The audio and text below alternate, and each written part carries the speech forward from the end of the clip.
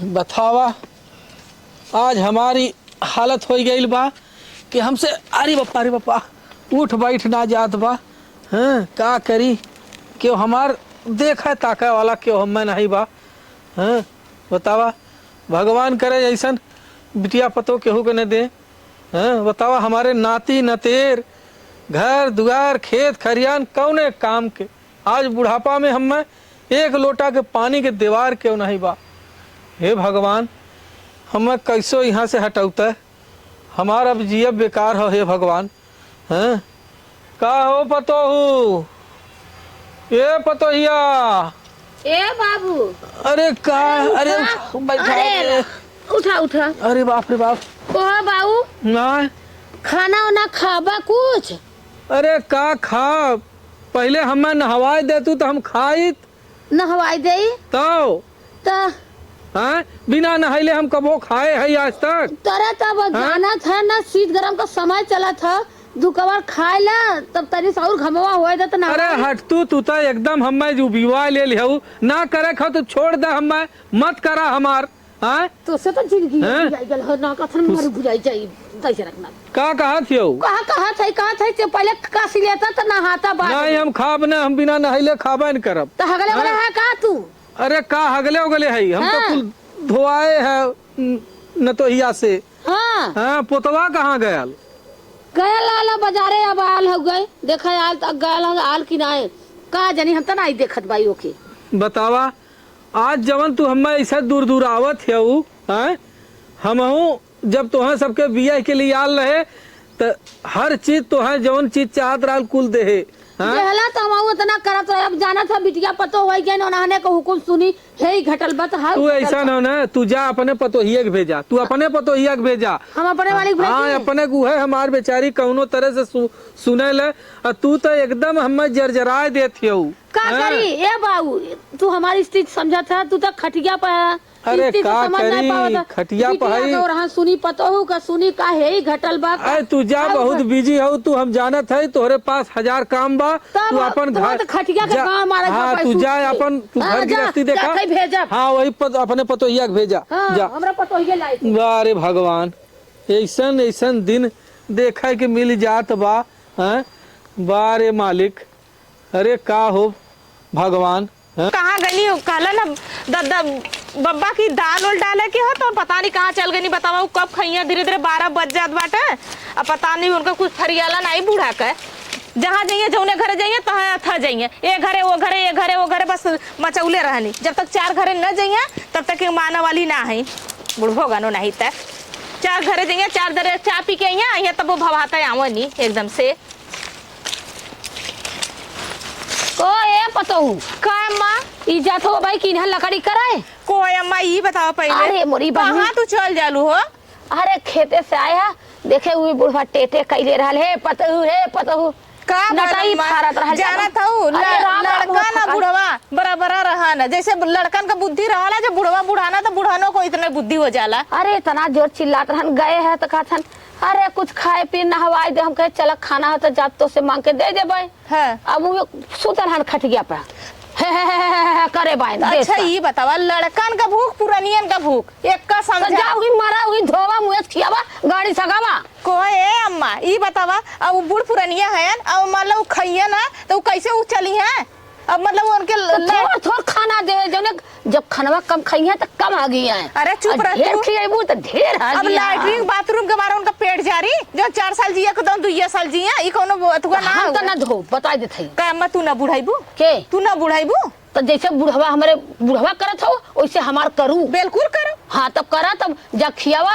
आलू कन्ना मटर जवान हो कुछ खियावा हगाई के कचरा ए अम्मा आगे पहले तू बुढ़वा का करतू तो पिछवा हमनो कर लेकिन तू ना कर दो हम करब बाऊ को देखी कहाँ है बाऊ जा ओए घे कैले त बाइन। अरे वही बब्बा के हम बाऊ कहिला। हाँ तो जाओ घे कैले हन जा ठीक हुआ हम जाथिला हम तो ना करब अब खियावत हो नटैला तू ये हगावा वही कचरवा हम ना करब। हम देश के खेते में मरी कि वहाँ मरी हम कि चली उनकर हम लुग्गा नगा उछा कचारी कि हमारे जिंदगी में करे जा हम कचारब। जब तू अपने सास ससुर के ऐसे कहा था तब बतावा तू केकर हो बुढ़िया तो हमार ढेर ना हगलस मर गेल बन गेल हाँ। ओकर बड़ा बखान एन बैठ के टे टे टे चलता पौरुखा चल गई लनी ना ऐसे उनकर बखान करत हूँ। अरे भगवान जी के दुख देना तकलीफ देना जो कर्म कइले रहला यही जन्म में भर के जाला तो काहे बता तू ऐसे कहत हूँ का दिन हमारे कर्म में काली खला तोरे कर्म में काली खला अम्मा अच्छी बात ही कुल ना हुआ। हमें खाना बना के धाई दे आलू कौड़ दे हम आलू खाबे और वही बुढ़वा जवन कहे जा वही बोलावा थक जा सुन क्या बा वही सूते सूते टे टे कइले बा हमरे बस का ना हो गई। बतावा बुढ़िया कहो चला बुढ़िया का कुछ नहीं चला ठीक हुआ। हाँ तब जा उठ के खड़ी होबू ठीक हम जात हईला सुना हला देखा कि जाते पहले देखी का बाबा जा देखा नहीं तो चल दई है के जाना जहू वाला ना होई है का सरापत बाऊ दुआरे का टाटी बांध ना रहलू तू तो टरे टरे करलू बाऊ दुआरे बब्बा दुआरे का टाटी रह जा जा जा सुना ना तो चल बस यहाँ के जाना जा पानी वानी पिया दे खिया हगाई दे।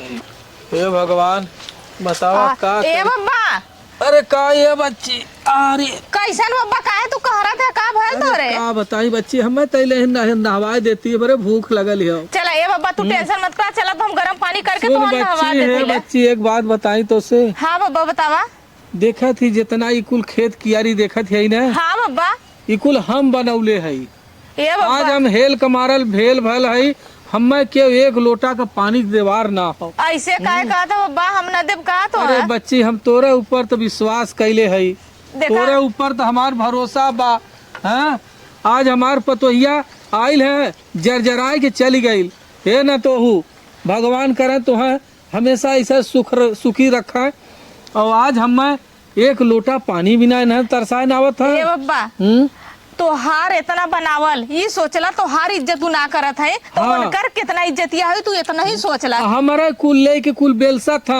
आज तक 1 रुपया को उन्होंने कोनो काम ना कैले हैं। हमके हाँ। सब मालूम है बब्बा हम आज देखा जौन खेत कियारी हम लिखाए दे आज उन्होंने एक बिस्सा लिखाए के दिखावत जानी वो तो खाली चाटा में परेशान है घरे घरे घूमने में परेशान है बाप दादा के बनौले में पौनी तो 14वां भइल है। ये बताओ तोर आदमिया पोतवा हमार कहाँ हो हवन गल ना खेतवा में वो काम करत रहना हाँ वो तो बहुत नीक लड़का है सरसोईया पकी गल ना बब्बा वही गलन काटा बदे बूढ़ा गईली ना चार घर पता करके आ लेनी हम लिया चलता ही नहवा चला ठीक है वो चला तो नहवा के बाबू बब्बा चला तो हम खाना ना खिया दें हाँ लिया चल बच्चे हे देख हम सदा से बिना नहाइले बिना हम खाना ना खाई तो चला हम नहवाइब ना जैसे रोज नहवावत रहता है लेट हो अरे गया हमारा तो अभी दांत है अरे संभाल के पकड़ ऐसे ले पकड़ लेता है धीरे धीरे अरे पप्पा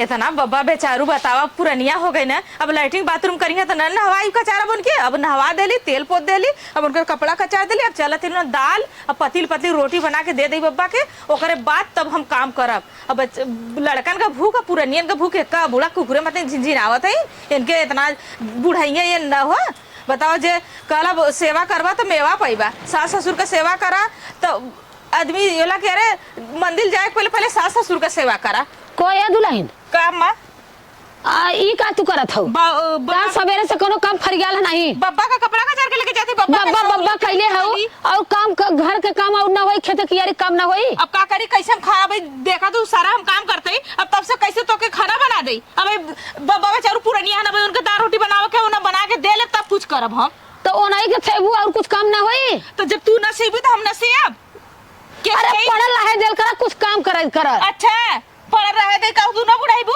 हम ना बुढ़ाबे खाली दिन भर ओनाई के सेवा ओनाई के परोरा ओनाई के तेल लगावा ओनाई के बाती करा जब तू 14वां भइलऊ ना आज तक ना एक बित्ता का तो लिखौलू नहीं ना एक बित्ता बनौलू आज ना बब्बा बनावल बब्बा का जब 14वां बन के उछड़त हौ बड़का बब्बा है तो कोनो लिमिट के खा भाव लिमिट के नहा भाव और खाली वही बब्बा करबू खेते में चल के सरसों तैयार बा और आलू खन्ना के तू का करबू सरसों तू ना तैयार था तू नहीं जाके कर सकत अकेले के बस का हम कइले भाई होगा तो गल वही ना गल कानून को ना उगा जैसे तू यहाँ पर मन का पूरी पे वैसे खाली बुढ़वा सोरावत हो वैसे बेटा उगा गए हे देखा बुढ़वा अपने दिन भर जिन करा और उ न पुरनिया है उ बब्बा का हम सेवा कर ले ओकरे बाद में कुछ काम करब कैसे कि हम बुढ़वा बब्बा का अगर सेवा करब ना तब जाके हम मालूम सकून से और मालूम भगवान हम आशीर्वाद देंगे। अरे राम रे अरे यार का पानी दाना लेकर एकदम तुगा करत है अरे चल बब्बा बनाओ का ना कपड़ा कचल लिए। अच्छा ये बताओ पहले, बब्बा के नहवा देली, तेल पोत देली, कपड़ा का अगर दिन भर बस जब देखा तब बब्बाई बब्बा बब्बाई बब्बा अरे माई ताहू गजब भाई का है गजब रे। बब्बा बेचारू कुछ सेवा पानी करत हो तो हरदम ओके डांटे मना रही। करते कदे उन्हें खाना मत दे, उन्हें आधा पेट दे। बताओ पुरनिया हम आधा पेट तो हम आओ के कुछ खानवा दे, हम जाए खेते में आलू खाने के आओ। अरे खानवा दे, तोहसे पुरानिया आदमी है नोन, बताओ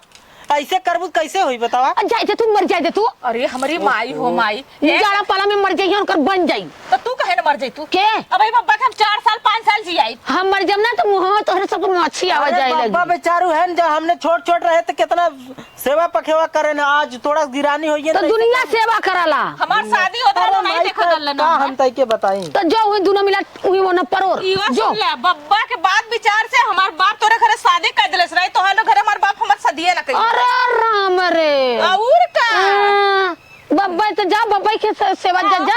बब्बा के बाद से हमार बाबू शादी कर ले रहना ना।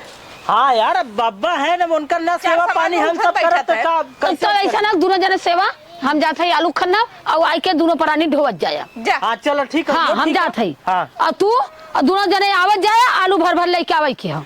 अरे ठीक हम आई। हाँ परो रही बैठ के। ये बतावा, देखा था अपने माई के, तार माई न बुढ़ाइया का दे। अच्छा हम बब्बा के आधा पेट खाना दे, कहते लोग आधा पेट खाना ना, दे। ना, ना, ऐसे- हम देता मुंह तो देता चारों ओर छैया हमार बात पे सुन, ऐसा काम ना करक हुए।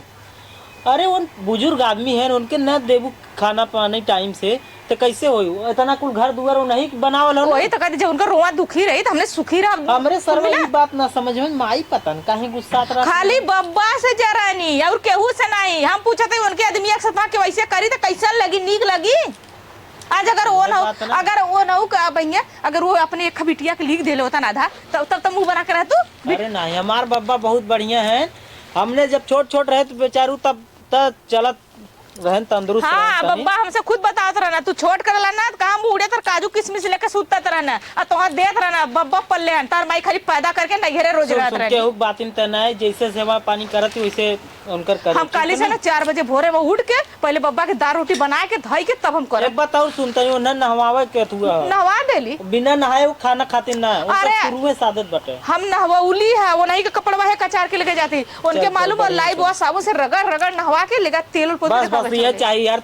तो उसे शादी कही की जान ले, हमार सही सिस्टम बाटे, एकदम जीवन सुखद हुए। चला हम बब्बा के सेवा कर लेम ना। हम तो बब्बा के जब पार हो हम खुद कर लेम, उ न करिए हम बब्बा के सेवा करब। हम न तो है लेकिन उनके पतों से ज्यादा करब। चला कुछ बनाओ पिया। आवा अरे बप्पा रे, बतावा कुल कहाँ गईलन खाए ले है। तो इस खटिया पर पहुँचावे के भयल तैनाने के पता है नहीं कहाँ चली गईलिन। हैं? अरे बप्पा रे बप्पा, डोलात नहीं है हो। अरे कैसे गिर जाब हो, हथवा गोड़वा हमार बुढ़ाई में टूट जाई रे बप्पा। अरे थाम ले हो। अरे बाबा, अरे का ये रोकी बच्ची। आवा चलो चलो। अरे कहाँ बच्ची- राजी तू हरिया जाता अरे गिरत क्या परत। बताई जोन हो, हमें क्यों सहारा क्यों करे वाला नहीं है बच्ची। सहारा हमने है, टेंशन मत लो, बैठा आराम से। अरे बच्ची बैठा आराम से। और बच्ची ठीक हो ना? हम ठीक है। ये बताओ तुहार सेवा पानी सही करा था दुल्हन हाँ हमारा? हाँ, अरे भैया भगवान करे ऐसे दुल्हन सबके दे। तोहार दुल्हन एकदम सोने का हो बाबू। हमारे इतनी देखभाल, इतना हम कभी टट्टी पेशाब हो जात बा उहो कुल कह दे दी बा।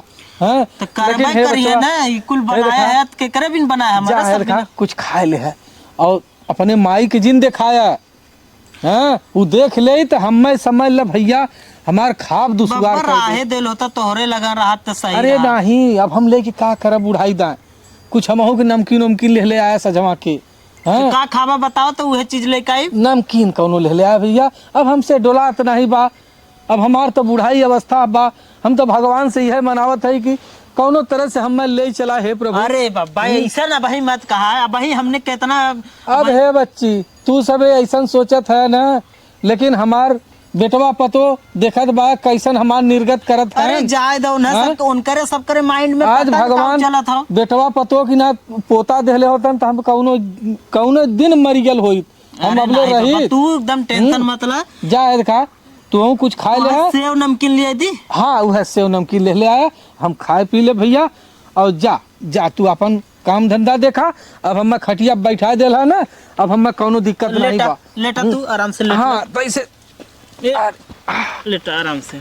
ठीक है बच्ची, ऊपर कह दे। नहीं रहे दे चल रहे दे, ऐसा तैसा थोड़ा सा सीधा भैया, सीधा भैया। हाँ चला टेंशन मत रहे, हम नमकीन नमकीन लेके आवत है। हाँ जा। हाँ तब ले ओकर मम्मी कह देते तो है कुछ लिया पानी उनी दे। हाँ ठीक है भाई, खाना वाना खाए है, कोनो लेटल रहा, कुछ टाइम के बाद हम। चला ठीक हो, आई हाँ। एक घंटा में। हाँ जा घूम टहरी। चला तोर गोजी यहीं रख देती। ठीक है ठीक। यहीं रख देती। हाँ यही रख दे भैया, रख दे। जा बचवा, जुग जुग जिया, हमरो आई लेके जिया तू। ठीक हो ठीक। हाँ, आती बाबा जा आराम से रहा, टेंशन मत ले। बतावा, आज बेटवा पतो हमार निर्गत करत हैं, हमार पोता जना भगवान ऐसा लायक पोता हमार नतो देले बायन कि हमारे जना करत बान, इतना सब कुछ बनाए, घर दुआर खेत खरियान, आज ले सब अपने मान उड़त बा हैं, क्यों हम एक रोटी के दीवार नहीं बारे मालिक। अरे भगवान का बताई, इन्हां रोकियो आयल है सुताई के हम चली गल। ए बब्बा, अरे का ये बच्ची बैठा रे, अरे बप्पा रे बप्पा, कहत रहली बब्बा ना गैया लगौले अरे ताजा भगवान। दूध लिया एक गिलास पीला। अरे पियाए दे तू बच्ची। हाँ जाई लियाई, हम सोचे गरम जा है नहीं देखा, पूछ ले सुना का। देखा तोहार बूढ़ा न देखा है, तो बूढ़ा का नहीं तो करिया। वो देख ले है न तो हमारे देखा दूधवा जहर कह दई है। ए बब्बा, हम ना उनके देखा जाए जो हम उनका डर ना पड़ल हुआ करत, हम ही लगई हमारा आदमी कोर पालत हन, हम गोबर फेंकत है दुआर पे बटोरा बात था, तो हम सही कुल कहत करत है, हऊ। हम उनका डर ना। ये बच्ची रे, का हमारे बूढ़ा का एक निशानी रहल है, कौन सी बब्बा? यह रखले रहलिन है। देख मंगलसूत्र? हाँ ई दादी कहा? हाँ ये दादी के तोहरे हो। अच्छा हाँ। तो ई दादी तोहन देले रहनी का बब्बा? हम मरद के यह थमा दे लालिन, कहे जे तोहार सेवा सत्कार कायदे से करी वही के ई दे है। तो बब्बा भाई धैले रहा तो कहे दे थे। अरे ले जा बिटिया, पहिरा ओढ़ा अपन कायदे से रखा और तोहार बुढ़िया न देखा है। एद का उ तो बब्बा? हमार एकदम जिंदगी उपयाए लेले बा ए बब्बा, केकर जरूरत ना रहल तब हम तोहर सेवा करी, सरबस इतना बनौले हा हम, बताओ पहले। अरे कौनो बात नहीं बच्ची, हमरे रहल रखले रहे छुपाई के मुड़े तर हम लेके सुती, यही पगड़िया में ऐसे बांध के हम घुरेस लेत रहे ताकि तोहार बूढ़ा देखे न पावे। हाँ हाँ तो हमार पतो, लेकिन हम एकदम जियब दुश्वार हमार सही है कहा था बब्बा, जब हमके करब दे मना करत है तो का हम उनके मना कैले हम मान जा? अरे नहीं बिटिया, हम ना मानब। माना जिन तू हमारे ऐसे सेवा सत्कार करा तो है सबके भगवान देखी है। हम पहले थे बब्बा। हाँ पहिल और पूछिए तो कह दे कि हम अपने नैहरे का हुआ। हाँ अपने नैहरे से लिया है। चिनिया चिनू के मार का करिए। हाँ, चला ठीक बब्बा, है। हम जाके दूध लेके आवत है। जा तू लेके आवा। ठीक है, हाँ? तुरंत दूध लेके हम आवत है। हाँ, तू जा। बैठा लसुत हाँ। मत। अरे लेट ही हमार करिए यहाँ चला तब लेटा दे। नहीं जा, अच्छा जा हम बैठल रहा तब ले। बारे न तो भगवान ऐसे हमार देहलन ऐसे पार कह दी है, न तो हमार बड़ी लायक हो। हैं बारे हमार पतो मल्लू, तू हमार जिंदगी चौपट कर को ये भाऊ आई गईलू। हाँ हाँ आई गए तो हम जाके ढकेल दे, में गिर के नुकरा दर्द देगा। अच्छा ये बतावा, जब हम तू नहवावत ना हो, ना खियावत हो, ना कुछ करत हो, हम तो कुछ चाल देखे हैं, का चाल देखले हम हो? बहुत कुछ देखे थे। हाँ? चाल तू सूतल हमार है। खेत ले लेलू, हमार घर दुआर ले लेलू, हमार कुल चीज ले लेलू, अब हमसे का चाहते हो? हाँ? हाँ चाहिए बताई तो का चाहते हो बतावा? तू जितना छिप छिप के करत है हाँ। हमें सब मालूम है। का मालूम हो? हाँ? का तू बतावा? जाना था हम ना जाना था। सुना पहले, अब भाई हमार शरीर का पैरुख गयल हो, अब भाई हमार आवाज कमजोर ना हो। कौन दा जरूरत थी तो हाँ हम बताते तुम मरू ना जाता है। हम 10 आदमी के बुलाए के तोहर जा रब हैं? बताई का तोहर हम चश्मा फोड़ दे। का तू चाहत हो? हैं हम एकदम मारी के छोड़ के हैं? हम और- इतना दिन तोहर गड़धोनी धोली हाँ। तोहर फूकले हमें नहीं देला, हमारे पतोहू के दिया वो हमें दे बुझरी। हाँ काहे ओके ऐसा बोलत हो? इतना ना कर। नेक उ लड़की हो, इतना अच्छा हो। और बार हैं? धोए तो नीक है, उठाई के उठा रखो तो ना इतना का मंगलसूत्र हम देखे है तो हमारे आँखी में देखलू धूल है ना? हाँ तो सुना पहले वो हमारे बूढ़ा कर हालू तोहरे बूढ़ा खो चाहे पुराने तू जमाने पढ़ाओ का। का होय। हाँ। गड़िया त अगवा गवा जे हमार करी वही के देव हमारे बैंक में अब तो से बता दे अब तू जान गई हो ना हमारे बैंक में 3 लाख रुपया हो अच्छा अब वही के नाम कर अब दिया देव हाँ मारा बड़ा तोहर कपार सफार फूट जाई ई बता दे थई तू जा अपन काम करा हम तो एक चवनी न देव काहे ना दे काहे न दे काहे ना देबा हमार तोहरे चलतन हम आज ही खटिया पकड़ ले लई तोहर हम माय काटे- खाई बदे खैले बिना अगर हम तोड़ देलू हम खैले होई त आज हम लवंडा डोली बन जा हमार पतो ये करत अरे ना लवंडा बन जा लवंडा बना लवंडा पर के शर्ट पैंट पहन के जा अरे हमें लवंडा बना ही न देबू तू हमार हाँ? चले ना पतोहिया को रोक देब ना पतोहिया को रोक देबू? तो पानी दे दे कभो न रोक पाई वो हमार न तो बहुत सुंदर है अरे बहुत राम रे, अच्छी हो बड़ा हाँ? सुंदर और हमार रोकी जो देन हमार हो अरे तोरा लड़का है लेकिन तोके ना मानत रे के हैं? हमार है देख हे पतोहिया सुन हाँ सुना थई रोकी जौन हो ना हाँ? हमार पोता रोकी हो मोकी हाँ, ना हमार- इतना बढ़िया हम धाई दे तो रोकी तो हूँ लेके कहे लगला अच्छा जा तू उठ के जा ना जा जा हमार आज दिमाग हमको की चाहिए खराब करा कुछ हैं? आज हमको चाहिए हम 1 रुपया न देब तो काहे के ना देब एकदम न देब एकदम न देब हो काहे के ना देब हैं? हाँ काहे के ना देब काहे देब काहे के ना देब नाही न हम पतो रहे आगे आगे हम कैले रहे हाँ। हम कुल कुल कैल धैर्य करे आज हम पतो नहीं आए थे इतना हल्ला कैले उ बूढ़ा अरे अरे देखा हे पहले हम देखा तो का भल पहले हाँ? का शिवाजी भल नौकर पहले काहे? शिवाजी- का भये हम हैं? पतो होई अलमन से के चाहे हम हमारे पतो न तो होई के कुछ हम हुए। पहिरब और हैं? इन हमार पतो होई के इन हमार पहिर के जरा हैं हमार करत हियो। लेला हैं? पतोर आलू ने तो काहे ना ले लू उ काहे बता तू हम तो सब दिन देख के जरता रहन कर आंखें फूटत रहल हमारे पास हाँ तोहरे पाका फूटा हाँ, तू सब जा दिन जरता जा। रहे हो तू ना तो हैं? ये चीज ये तू पौले हो तू काहे हैं? ना कैलू हम कैली तो ए पौले चोराई बच्ची, के धर जाए दे, पता नहीं इनके कौन मुँह जिंदगी तजिन का। लग हां तो तजिन इनके लग बेटुआ का बोलावत हैला ना जिंदगी भर हाँ। चोरा चोरा चोरा चोरा अतिया अतिया हाँ। खाली अरे हम क्या करती हमारे मां चूड़ा तो खा ली। बदिया उठा के फेंके दे और ये चल जाए अरे। भाग बुढ़वा भाग इतना बुढ़ाऊ का सेवा करम ना अपने पैर पर चलिए अरे राम राम लवंडा बनाई दे नहीं बच्ची जो बिया खाई दे बुढ़वा का नहीं बिया ये छिगुनी, अरे। जो मरी जा जब मरी जाता तो बनी जाता इनका ये ठुगुनिया हमार तान ले ले का बतो काहे हमार गोड़वा तोरे पे जा, ले हमार पतो तो लवंडा बनाई बियाह करी तो हर जाई के अरे तू का- गाजा गाजा लेके जा का अनसंड बोलत है हमारा का जो गया तोरे तू कौनु मुंहे में भगवान कीड़ा कह जा कीड़ा हैं? अरे।